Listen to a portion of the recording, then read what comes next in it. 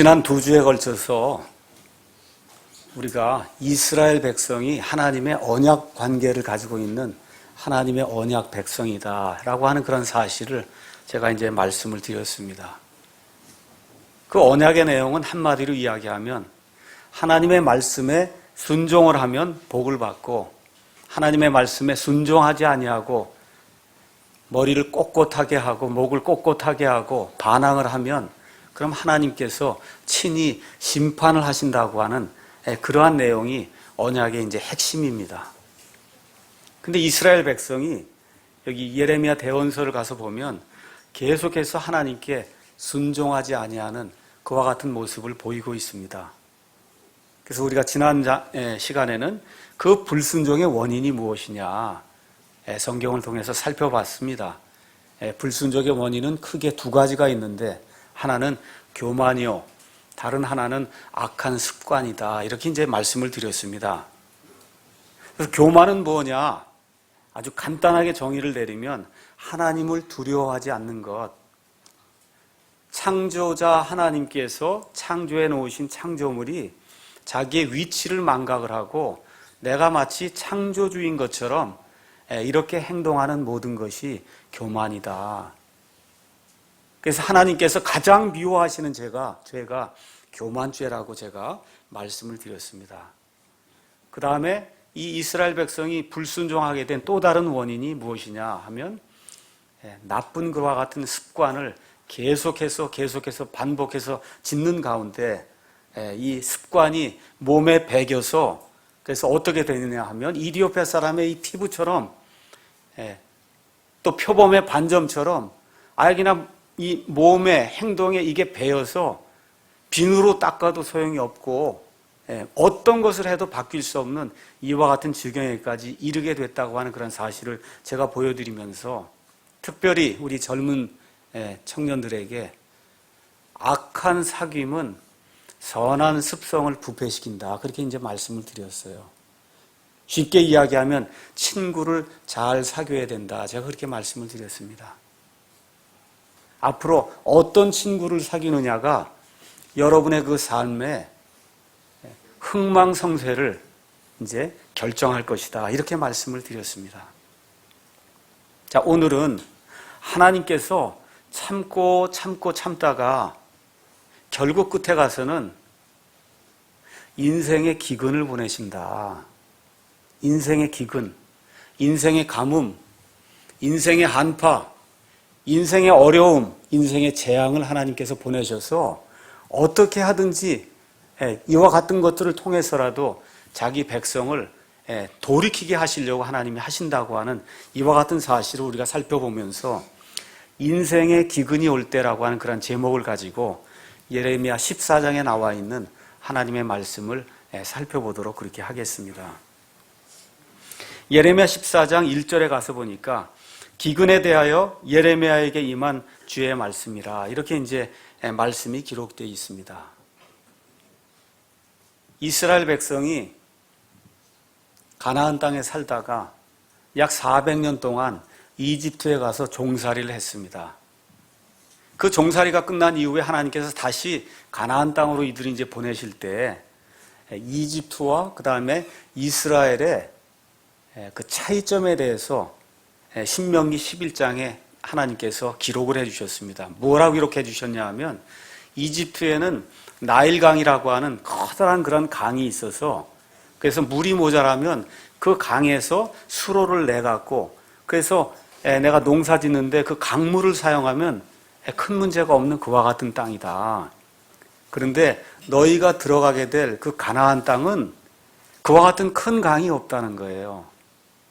그래서 이 하나님께서 비를 내려주시면은 그 땅이 풍작을 이루고 많은 열매를 맺을 수 있지만 하나님께서 비를 내리지 아니하시면 그럼 꼼짝없이 가뭄과 기근을 당할 수밖에 없는 그와 같은 땅이다.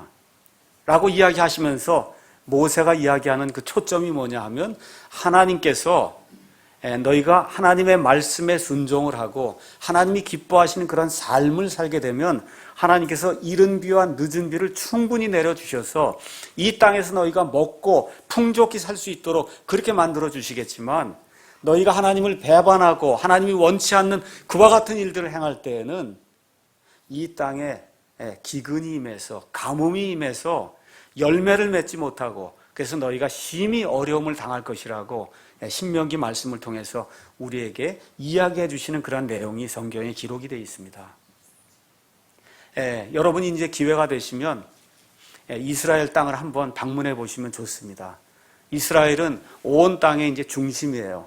거기 가서 보면 높은 산도 있고, 저지대와 같은 사해와 같이 저지대의 그런 땅도 있고, 조그만 강도 있고, 눈도 있고, 비도 있고, 그 다음에 척박한 그와 같은 광야도 있고, 농사가 굉장히 잘 되는 그런 비옥한 땅도 있고, 말 그대로 이 세상의 모든 기후와 이 세상의 모든 지형이 그 조그만 나라 땅에 다 들어 있습니다. 하나님께서 이 말씀을 주신 것은 이스라엘이라고 하는 하나님의 백성은 철저히 하나님의 은혜에 따라 생활을 해야 되는 그와 같은 민족이라고 하는 것을 하나님이 이렇게 말씀을 해주신 겁니다.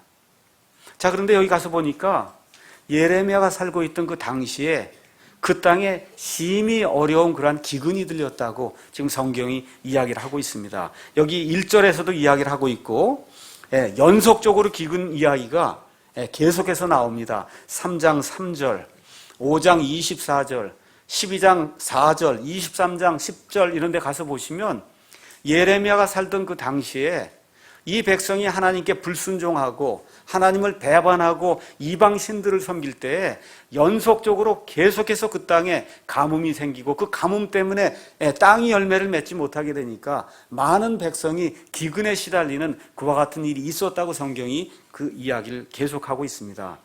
예레미야 4장 4절에 가서 보니까 이 기근으로 인해서 백성이 피폐한 상태를 이렇게 기록을 하고 있습니다. 젖먹이가 목말라서 그의 혀가 입천장에 붙고 어린아이들이 빵을 구하나 그들에게 그것을 떼어주는 자가 없도다. 8절에 가서 보니까 그들의 얼굴이 숯보다 검음으로 거리에서 그들을 알아볼 수 없으며 그들의 살갗이 뼈에 붙고 말라서 나무 토막같이 되었도다. 칼에 죽은 자들이 주려 죽은 자들보다 낫도다 라고 이야기하면서 오히려 칼에 죽는 것이 이 기근에 죽는 것보다 훨씬 더 낫다고 하는 이와 같은 말씀이 기록될 정도로 기근이 심하게 들렸어요. 여러분, 제가 가끔씩 이 아프리카에 기근이 이제 임해서 그 어린아이들이 뼈만 이렇게 남게 되고 배만 이렇게 튀어나오는 이와 같은 그 엄청난 재난을 당하고 있는 것 보고 있는 그런 상황이 지금 이 유다 땅에 임했다고 성경이 그렇게 지금 기록을 하고 있습니다. 그래서 2절 여기 말씀 가서 보니까 온 나라가 애곡하고 하나님께 부르짖고 비를 주십시오 하고 하나님께 간구하는 그런 모습이 이 땅에 기록이 되어 있고, 또 3절 말씀을 가서 보니까 어렵고 가난한 사람들만 기근의 고통을 당하는 것이 아니라 잘 살고 많은 지위를 갖고 있는 통치자들, 고귀한 자들마저도 물이 없어서 헤매는 그와 같은 모습이 여기 3절에 기록이 되어 있습니다. 4절에 가서 보니까 농부가 쟁기질을 해서 그래서 농사를 해야 되는데 너무너무 비가 없으니까 부끄러워서 농사를 짓지 못하는 이와 같은 말씀이 기록이 되어 있고, 5절 6절에 가서 보니까 암사슴이 새끼를 낳는데 먹일 물이 없고 젖이 없기 때문에 새끼를 버리는 이와 같은 상황이 나와 있고, 또 6절에는 들나귀가 물이 없어서 숨을 헐떡헐떡거리는 그와 같은 모습이 이 안에 지금 기록이 되어 있습니다. 그런데 유다가 이렇게 기근만 당하는 것이 아니라 하나님께서 12절 가서 보니까 뭐라고 말씀하시냐면 기근뿐만 아니라 이 유다가 칼과 기근과 역병으로 소멸되리라고 하나님께서 매우 엄중한 심판의 말씀을 전하는 내용이 이 안에 기록이 되어 있습니다. 많은 백성이 기도하고 있습니다. 예레미야 대언자도 지금 기도하고 있습니다. 근데 문제가 뭐예요? 우리 하나님이 아무것도 하지 않으시는 거예요. 이런 고난 중에서 기도하고 부르짖고 하나님 도와주십시오 하고 하나님께 간구하는데 하나님으로부터 비에 대한 응답이 없을 때 우리가 어떻게 해야 되는가? 여기 가서 보니까 예레미야 대언자는 18절에 그렇게 기록이 되어 있어요. 내 백성의 처녀딸이 큰 파멸과 극히 심한 타격으로 찢어졌으므로 내 눈이 밤낮으로 그치지 아니하고 눈물을 흘리리라. 눈물의 대언자라고 이야기하는 이 예레미야 대언자가 밤낮으로 하나님께 눈물을 흘리면서 간구를 하는데 하나님께 응답이 없습니다. 기가 막힌 상황이 또 18절에 있어요. 어떻게 있느냐 가서 보니까 내가 들로 나아간 즉 보라 칼에 죽은 자들이로다. 내가 도시로 들어간 즉 보라 기근으로 병든 자들이로다. 참으로 대언자나 제사장이나 다 자기가 알지 못하는 땅으로 다니는도다. 백성이 쫓겨다니면서 이 기근 때문에 가뭄 때문에 굶어 죽고 또 칼에 의해서 죽임을 당하는 이와 같은 그 비참한 상황이 지금 예레미야가 살고 있던 이 유다 땅에 임하게 될 때 하나님께 부르짖고 온 백성이 기도해도 하나님에게서 응답이 오지 않는 때에 과연 우리가 어떻게 해야 될 것인가 하는 내용이 이 안에 지금 기록이 되어 있습니다. 그래서 예레미야가 하나님께 울부짖고 또 7절에 가서 보면 하나님과 논쟁을 벌이고 그 다음에 20에서 22절에 가서 보면 하나님께 간절히 기도하는 것과 같은 내용이 이 안에 기록이 되어 있습니다. 7절에 가서 예레미야 대언자가 하나님께 논쟁하는 것과 같은 말씀이 그 안에 기록이 되어 있습니다. 오 주여, 우리의 불법들이 우리를 치려고 증언할지라도 오직 주께서는 주의 이름을 위하여 그 일을 행해야 되지 않습니까? 우리가 비가 없어서 완전히 굶어 죽을 것과 같은 상황이 있사오니 하나님, 우리의 불법들이 많고 타락이 많고 하나님을 배반한 것이 많을지라도 하나님께서 지금 이 시간에는 비를 내려주셔야 되지 않습니까? 하고 논쟁하는 그와 같은 이 말씀이 이 안에 기록이 되어 있습니다. 여기 지금 기근을 당하는 이 백성이 불신자들이 아니에요. 하나님께서 선택한 하나님의 선민입니다. 우리 예수 믿는 사람들에게도 하나님의 자녀가 된 우리에게도 인생을 살다 보면 이런 악한 상황이 발생할 수가 있습니다. 인생에 가뭄이 찾아오고 인생에 기근이 찾아오고 인생에 한파가 찾아오고 우리의 인생이 황폐하게 되고 피폐하게 되는 그와 같은 일이 우리 모두에게 다가올 수 있다고 하는 그런 사실을 성경이 계속해서 우리에게 말씀을 해주고 있습니다. 예기치 않게 정말 사랑하는 이들이 죽게 되고 사랑하는 이들이 예기치 않게 사고를 당하게 되고 병으로 고통을 당하게 되고 어떤 경우에는 사업이 실패하고 또 어떤 경우에는 입시에 실패하고 또 어떤 경우에는 잘 살다가 이혼하게 되고 우리가 전혀 원치 않는 그런 방향으로 우리의 인생이 뒤틀어지는 그런 경우가 우리 믿는 사람들에게도 얼마든지 발생할 수가 있습니다. 지난 2011년 같은 경우에 저에게도 저희 가정에도 어려운 일이 굉장히 많았습니다. 지난해 4월 19일에는 미국에서 여기를 방문하신 저희 장인어른께서 쓰러지셔서 뇌졸중으로 넘어지셨습니다. 같은 날 제 딸이 떨어져서 척추 압박골절이 돼서 어쩌면 걷지 못할 수 있는 그와 같은 악한 상황이 되리라고 하는 그와 같은 이야기를 듣고 두 사람 다 인하대병원에 같은 날 같은 시각에 입원을 해서 그래서 어려움을 겪고 있고 저희 장인어른 그 이후로 지금까지 걷지 못하는 그와 같은 상황에 지금 빠져 있고 또 하나님의 은혜로 제 딸은 다시 일어나서 그래서 걷고 있는 그와 같은 일이 생겼습니다. 또 7월, 8월 지나가면서부터는 저희 어머님에게 만성 신부전증이라고 하는 전혀 예상하지 못했던 그와 같은 그 병이 생겨서 지난해 8월 이후로는 일주일에 3일씩 투석을 받아야 되는 그와 같은 어려운 상황이 제 어머니에게 이제 생기게 됐습니다. 돌아가실 때까지 일주일에 3일씩 꼭 투석을 받아야 됩니다. 또 지난해 12월에는 전혀 예상하지 못했는데 제게 불면증이 생겨서 한 5개월 동안 신경정신과에 가서 약을 먹고 그렇게 잠을 자지 못해서 어려움을 겪었는데 올해 또 지나가면서 또 같은 병이 12월이 되면서 또 생겨서 제가 지금 또 약을 먹고 있습니다. 우리 많은 글로 우리 깃바이블 사이트를 통해서 많은 형제들에게 유익을 주고 있는 김재옥 형제에게 이번 주에 전화를 했더니 전화를 안 받아요. 그러면서 문자가 날라왔습니다. 뭐라고 문자가 날라왔냐? 공사장 옆을 걸어가다가 거기 넘어져갖고 이빨 2개가 부러지고 한 개가 흔들리고 그래서 지금 어려운 상황이 있습니다.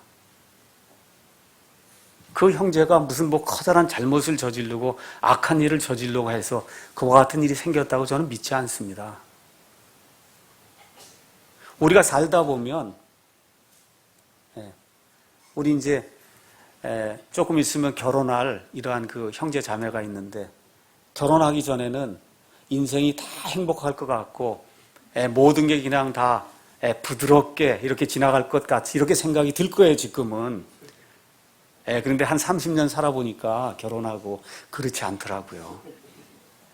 누구에게나 인생에 가뭄이 닥칠 수 있고 기근이 닥칠 수 있고 인생에 한파가 닥칠 수 있습니다.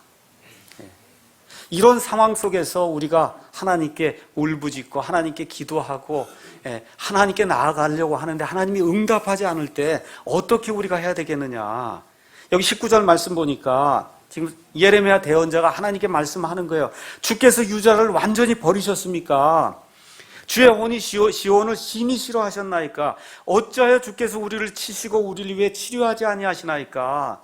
우리가 화평과 평강과 기쁨을 바랐는데 좋은 것은 오지 아니하고 우리가 치료해 주시는 것과 같은 때를 하나님께 바랬는데 우리 앞에는 고난만 있습니다. 왜 이런 일이 생깁니까? 하고 하나님 앞에 이렇게 울부짖는 그와 같은 내용의 기도를 지금 예레미야가 하나님께 지금 드리고 있습니다.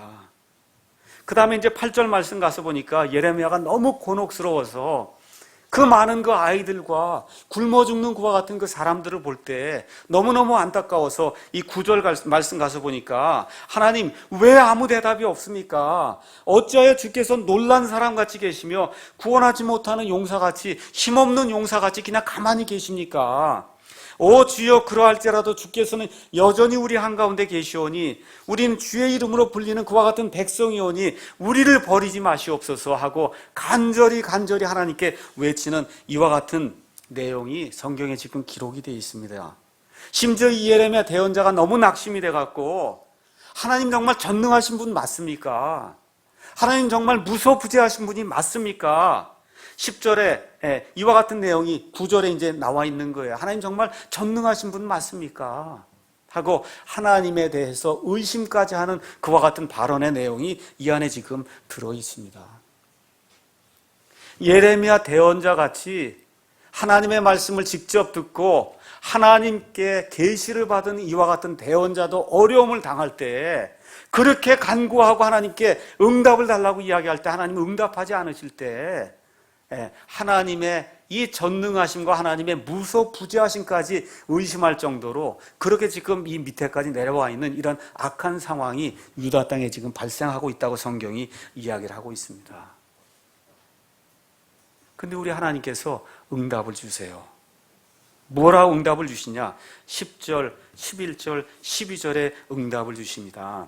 10절에 주께서 이 백성에게 이같이 이르시되 그들이 이처럼 떠돌아다니는 것을 사랑하여 자기들의 발을 억제하지 아니하였으므로 다시 말씀드려서 이방신들을 찾으러 돌아다니고 나 하나님만이 유일한 하나님인 것을 인정하지 아니하고 다른 데 무언가 나를 도와줄 것이 있는가 기웃기웃거리고 돌아다니는 이런 일들을 계속해서 행하기 때문에 주가 그들을 받지 아니하고 이제 그들의 불법을 기억하며 그들의 죄들을 징벌하리라. 그래서 죄들로 인해서 이와 같은 형벌이 임한다고 하나님이 말씀해 주시고 그 다음에 11절에는 예레미야에게 더 큰 말씀을 주세요. 뭐라고 말씀해 주시냐? 그때 주께서 내게 이르시되 이 백성을 위해 그들의 복을 구하지 말아라.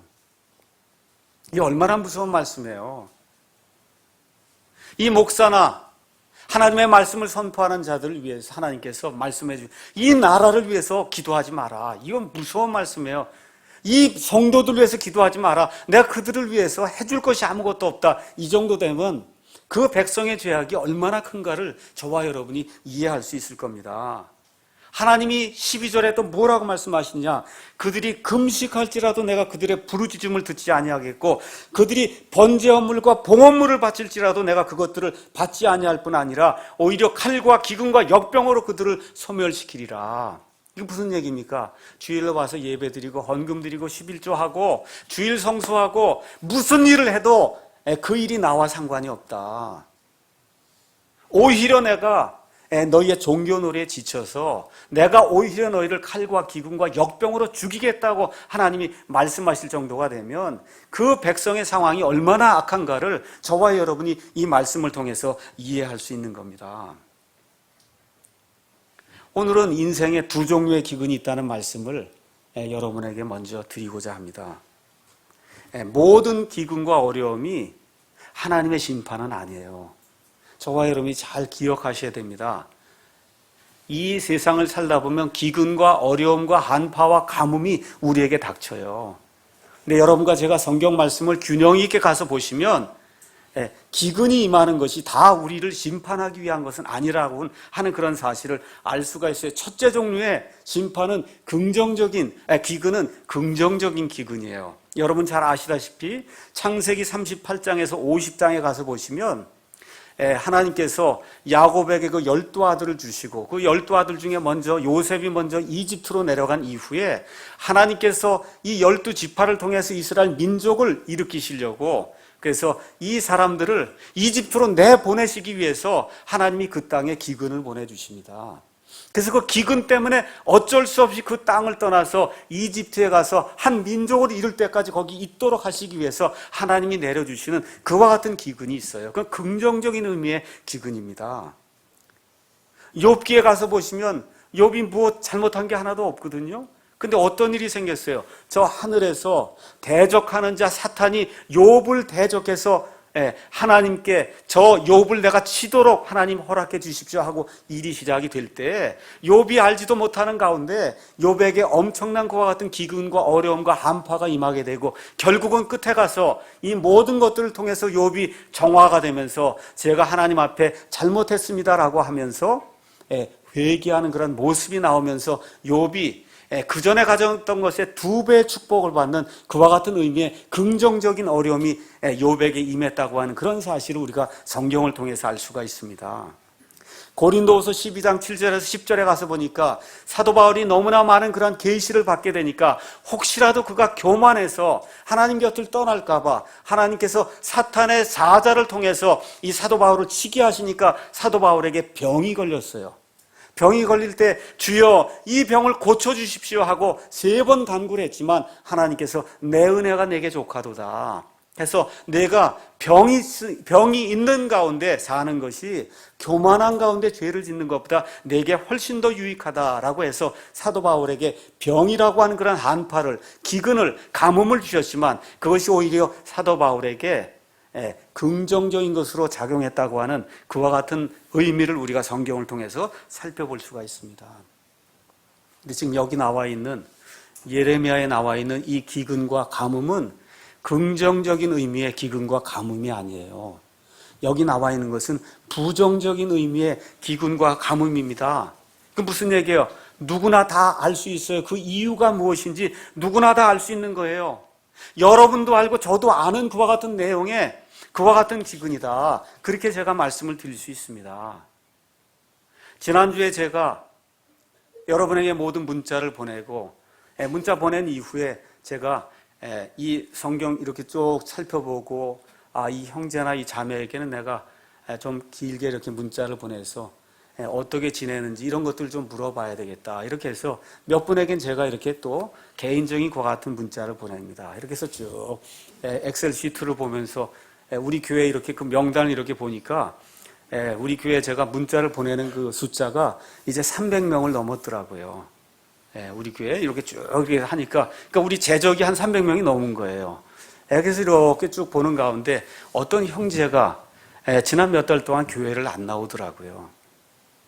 그래서 문자를 좀 보냈습니다. 어떻게 지내십니까? 그랬더니 답이 왔어요. 목사님, 제가 자꾸 죄를 짓고 큰 죄를 이렇게 자꾸 져서 이거 회개하지 않고는 제가 교회에 지금 나갈 수가 없습니다. 무슨 얘기예요? 왜 기근이 오고 가뭄이 오는지 본인이 안다는 거예요. 긍정적인 가뭄이든 긍정적인 기근이든 부정적인 가뭄이든 부정적인 한파든 본인이 알 수 있다는 거예요. 그래서 저희에게 이와 같은 어려운 일이 생기면 긍정적인 거든 부정적인 거든 문제의 핵심이 무엇인가를 저와 여러분이 살펴보려고 애를 써야 된다고 성경이 이야기를 해주는 겁니다. 국가에 문제가 생기면 지도자와 백성이 이 문제의 핵심이 무엇인가 한번 머리를 조아리고 그리고선 하나님 앞에 간구를 해야 돼요. 그리고 회개해야 됩니다.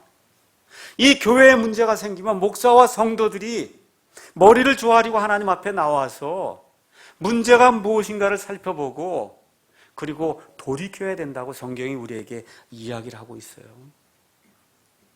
개인에게 어려움이 생기면 문제의 핵심이 무엇인가를 시간을 내서 살펴봐야 됩니다. 그리고 돌이켜야 됩니다.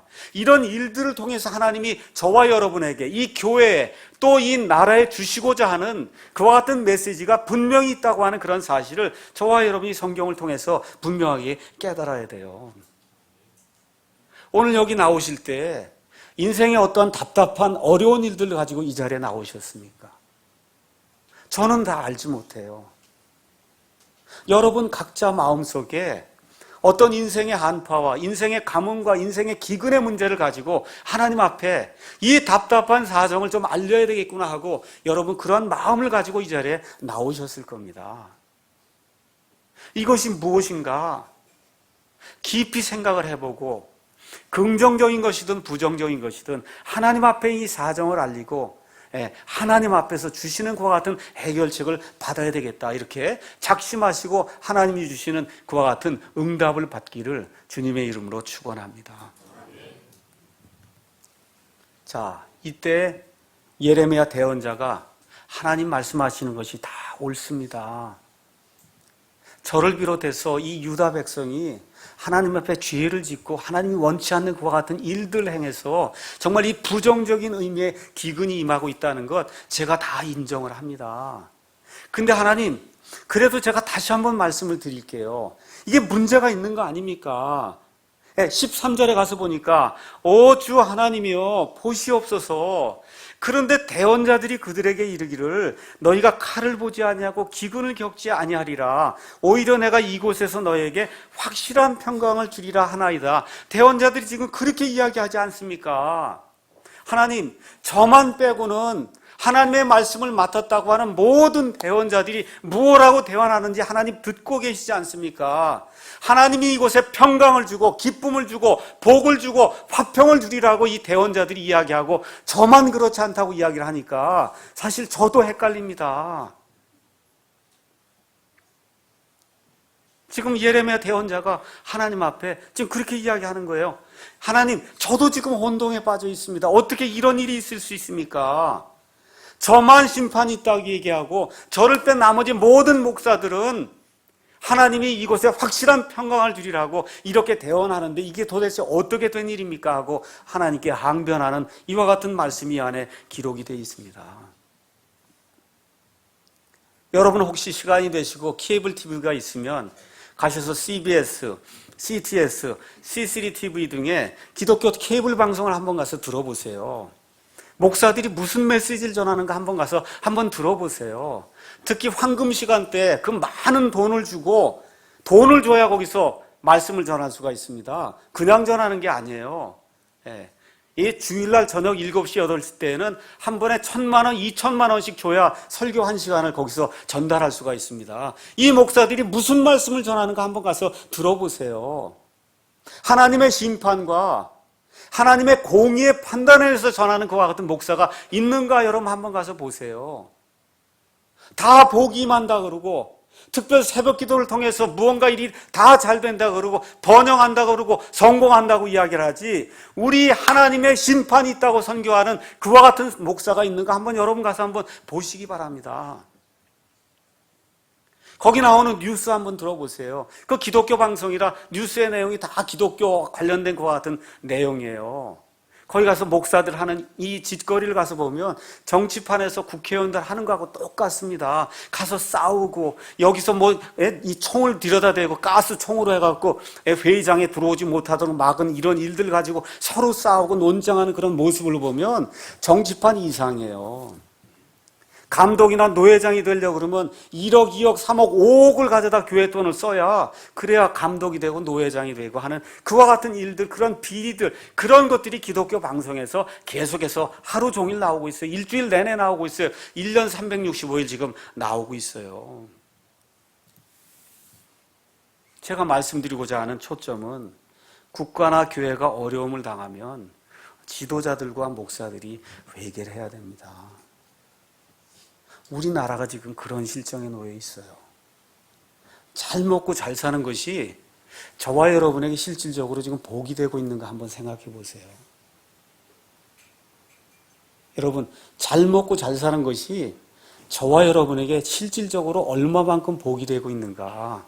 과거에 어려울 때 하나님을 그렇게 갈급하게 찾던 그와 같은 일들이 우리 가운데 있는가 한번 생각해 보세요. 그게 있는 게 더 좋은 거예요. 조금 어려워도, 세상에 물질이 좀 없어도, 육신적으로 어려워도 하나님 어렵습니다 하고 하나님 앞에 갈급한 심정으로 나가는 그때가 더 좋은 거예요. 모든 것이 넘쳐 흘러나서 하나님을 찾지 않는 이런 지경에 이르는 것, 이게 오히려 복이 아니고 이게 오히려 화가 된다는 겁니다. 진정으로 하나님을 찾는 사람들이 이 남한 땅에 있겠어요? 북한 땅에 있겠어요?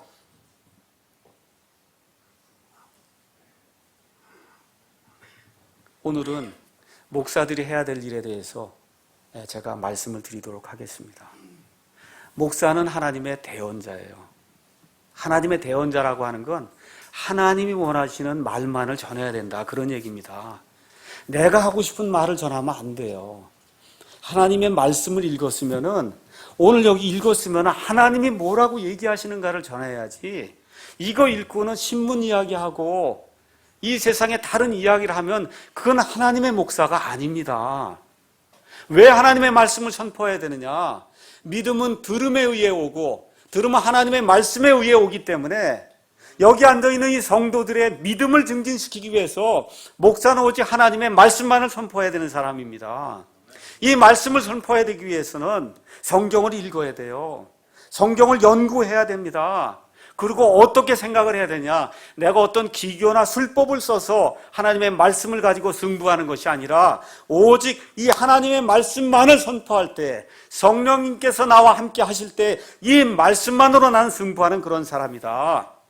여기서 하나님의 말씀을 선포할 때 여기 앉아있는 모든 심령들이 변화가 될 수 있다고 하는 그런 확신을 가지고 하나님의 말씀을 선포하는 사람이 하나님의 목사입니다.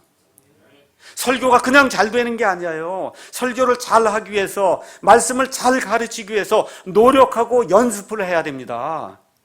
이 설교의 내용이 하나님의 그와 같은 그 신학, 하나님이 주시고자 하는 그런 메시지가 이 성경 전체의 맥락과 맞는지 안 맞는지 늘 생각을 하고, 그 가르치는 내용이 하나님의 신학과 정확하게 일치되도록 하나님의 말씀을 연구해서 가르쳐야 돼요. 노력해야 되는 겁니다.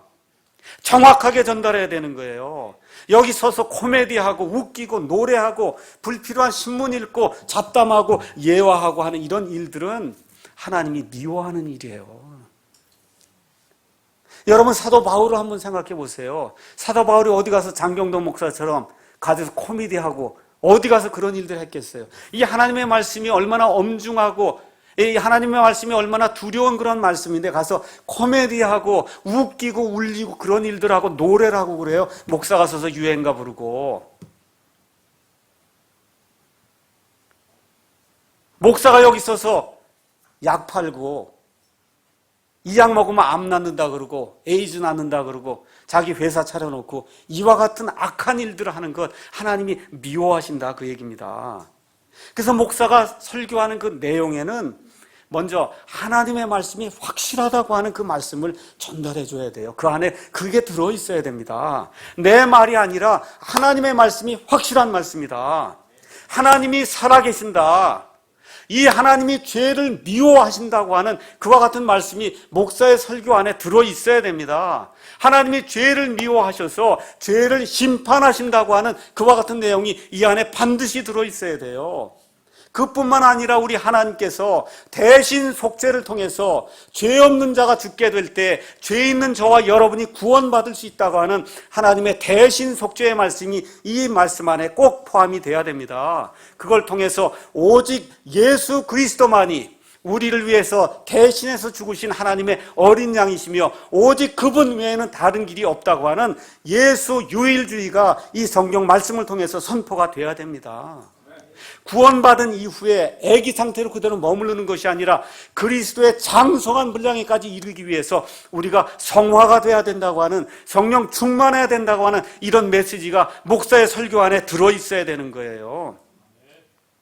또 그뿐만 아니라 우리가 말세를 당한 이 지경에 살면서 예수 그리스도의 재림의 촉박함, 예수님이 언제라도 올 수 있기 때문에 우리가 거룩한 삶을 살아야 한다는 것, 우리가 지금 어려움을 당하지만 우리 몸이 예수님의 몸처럼 영화로운 몸을 입고 부활한다고 하는 그와 같은 이 사실이 말씀을 통해서 계속해서 선포가 되고, 어려움을 당한 것과 같은 지체들을 위해서 하나님의 말씀을 통한 위로와 격려와 소망의 메시지를 이 목사가 이 단에 서서 전파해야 될 그와 같은 책임을 가지고 있습니다. 목사는 어느 한 구절, 어떤 한 토픽만을 전하는 사람이 아니라 창세기 1장부터 요한계시록 22장에까지 나와 있는 하나님의 모든 말씀과 계획을 균형 있게 전달함으로 말미암아 여기 앉아있는 양들이 충분하게 이 꼴을 먹고 균형 있게 성장할 수 있도록 그렇게 만드는 그런 일을 하는 그런 사람이 되어야 된다고 성경이 이야기를 하고 있는 겁니다. 바라기는 우리 교회 안에서 많은 젊은이들이 하나님의 말씀을 선포하는 그런 사람들이 되기를 저는 간절히 원합니다. 또 이 인터넷 방송을 통해서 듣고 있는 많은 사람들 가운데 내 삶을 바쳐서 하나님의 말씀을 선포하는 그런 사람이 되겠습니다 하고 작정하는 그런 사람들이 많이 생기기를 하나님의 이름으로 축원합니다. 특별히 이 기근의 때가, 말씀의 기근의 때가 임한다고 아모스 대언자가 하나님의 말씀을 통해서 우리에게 이야기해주고 있습니다. 아모스 8장 11에서 13절에 있는 말씀이 지금 하나님께서 우리에게 주시고자 하는 그런 말씀이에요. 한번 가서 읽어보도록 하겠습니다. 아모스 8장 11절에서 13절 같이 읽도록 하겠습니다. 읽겠습니다. 주 하나님이 말하노라. 보라, 날들이 이르리니 내가 그 땅에 기근을 보내리라. 그것은 빵으로 인한 기근도 아니요 물로 인한 갈증도 아니며 오직 주의 말씀들을 듣는 것에 대한 기갈이니라. 그들이 바다에서 바다까지 북쪽에서 동쪽까지 떠돌아다니며 주의 말씀을 구하려고 이리저리 다름질하여도 그것을 얻지 못하리니 그날의 아름다운 처녀들과 청년들이 갈증으로 인하여 기진하리라. 아름다운 청년들과 처녀들이 말씀을 듣지 못하고 락 음악이다, 교회 무슨 카페다, 이런 거 하는 대로 지금 몰려다니고 있어요. 하나님의 말씀을 듣는 사람이 없는 때가 지금이라고 지금 성경이 지금 이야기하고 있어요. 이 말세에 하나님께서 이렇게 말씀해 주셨어요. 말씀에 기근이 온다고 말씀해 주셨습니다.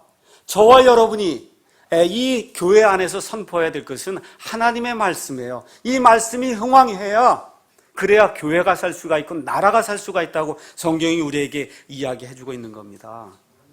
이때 하나님께서 예레미야가 이렇게 항변할 때 하나님께서 거짓 대언자들에 대한 하나님의 심판의 말씀을 이야기를 해주고 있습니다. 14절에서 16절 하나님이 말씀해 주세요. 내가 보내지 아니하였는데도, 내가 그렇게 말하다고 말하지 아니하였는데도 화평이 있다고 그러고 복이 있다고 그러고 특별 새벽 기도를 통한 무슨 번영이 있다고 이야기하는 이러한 가짜 목사들 향해서 하나님이 뭐라고 말씀하시느냐. 거기 가서 보니까 15절에 내가 보내지 아니하였는데도 내 이름으로 대언하여 이 땅에 칼과 기근이 있지 아니하려고 하는 얘기하는 그 대언자들에 대해 내가 이같이 말한다. 그 대언자들이 칼과 기근으로 소면을 받을 것이요, 그 대언자들이 하나님께 심판을 받아서 멸망한다는 거예요. 목사도 멸망할 수밖에 없어요. 그 다음 구절이 또 중요해요. 뭐라고 기록되어 있어요? 그들의 대언을 받은 백성도 기근과 칼로 멸망받는다고 이야기를 하고 있어요. 잘 들으셔야 됩니다. 목사만 멸망하는 것이 아니라 그 목사가 전하는 말씀이 맞는가 그른가를 판단하지 못하고 그 목사를 쫓아가는 그 사람들도 똑같은 형벌을 받는다고 하나님이 이야기를 하십니다. 저와 여러분에게 주시는 경종의 말씀으로 저와 여러분이 들으셔야 돼요. 목사가 이 자리에 서서 이야기하는 게 다 하나님의 말씀이 아니라는 거예요. 저와 여러분이 정신을 똑바로 차리고 목사가 하나님의 말씀을 이야기할 땐 아멘 하고 받으셔야 되고 아니면 버려야 됩니다. 아니면 뭐라고 얘기해도 목사님 예배가 끝난 이후에 왜 하나님의 말씀이 아닌 것을 전했습니까? 하고 목사를 책망할 줄 아는 그런 성도들이 나와야 목사가 정신을 똑바로 차리고 하나님의 말씀만 선포할 수 있어요. 그렇게 되는 것이 목사를 위하는 것이고 그렇게 되는 것이 성도들 위하는 길입니다. 그래서 이 사랑침례교회 강단에서는 오직 하나님만을 기쁘게 하고 성도들을 살리는 그런 말씀이 선포가 돼야 됩니다. 이렇게 되지 않을 때는 하나님의 엄중한 심판이 목사와 성도들에게 임한다고 성경이 우리에게 이야기를 하고 있습니다. 베드로전서 4장 17절 가서 보니까 하나님의 심판이 이미 하나님의 집에서 시작이 되었다고 이야기를 하고 있어요. 하나님의 심판이 믿지 않는 저들에게서 시작이 되는 것이 아니라 하나님을 믿는다고 한 사람들이 모여있는 이 교회 안에서부터 하나님의 심판이 시작이 된다고 이야기하기 때문에 여기 말씀을 전하는 목사나 말씀을 듣는 우리 성도들이 합심을 해서 우리가 정말 하나님의 뜻에 맞게 생활하고 있는가 늘 생각을 하고 늘 돌이켜보고 틀렸으면 돌이켜야 돼요. 그게 회개입니다.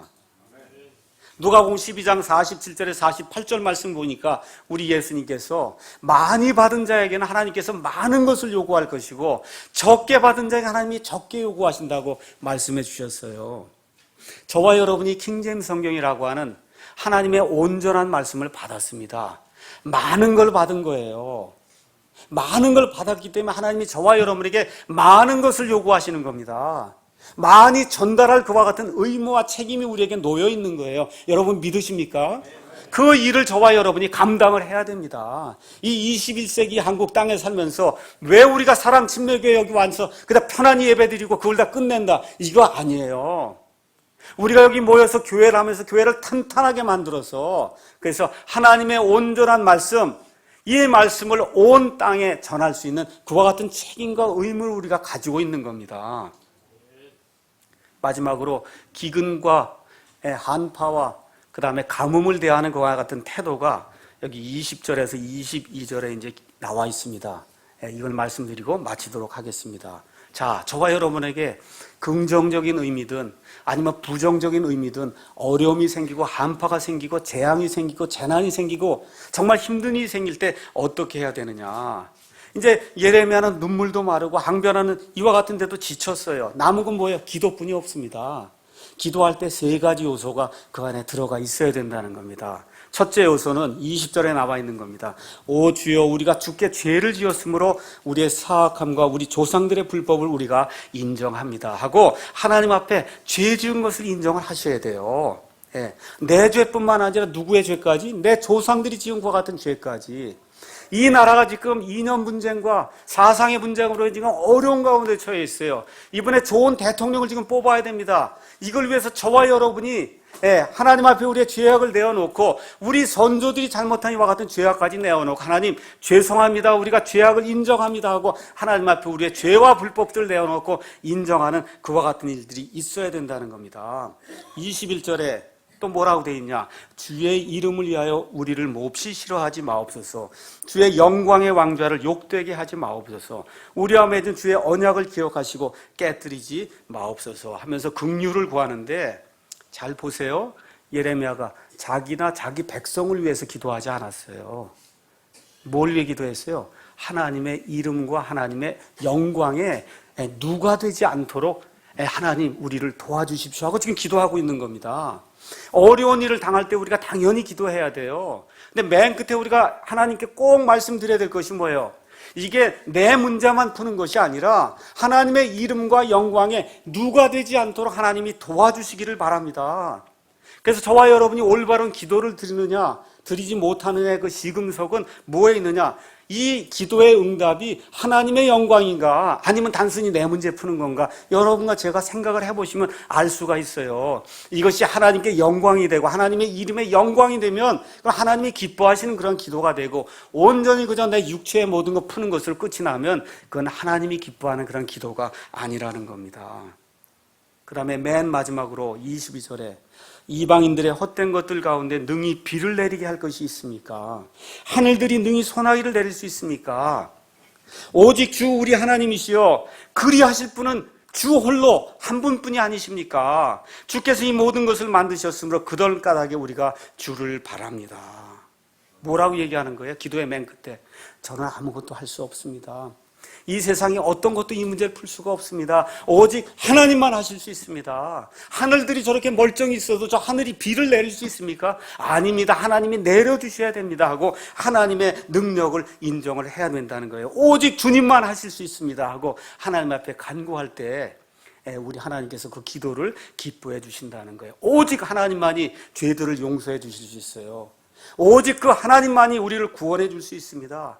그 하나님만이 우리 병을 회복시켜 줄 수 있어요. 정화시켜 줄 수 있어요. 직장의 문제, 가정의 문제, 부모 자식 간의 문제, 공부하는 그런 문제, 또 격려해 주시는 거, 우정을 갖게 하는 거, 지혜를 얻게 하는 이 모든 일을 누구만 하실 수 있어요? 하나님만이 하실 수 있습니다 하고 간절한 심정으로 나아가게 될 때 하나님이 그 기도를 기뻐하시고 그 기도에 응답을 주실 줄로 믿습니다. 기도하겠습니다.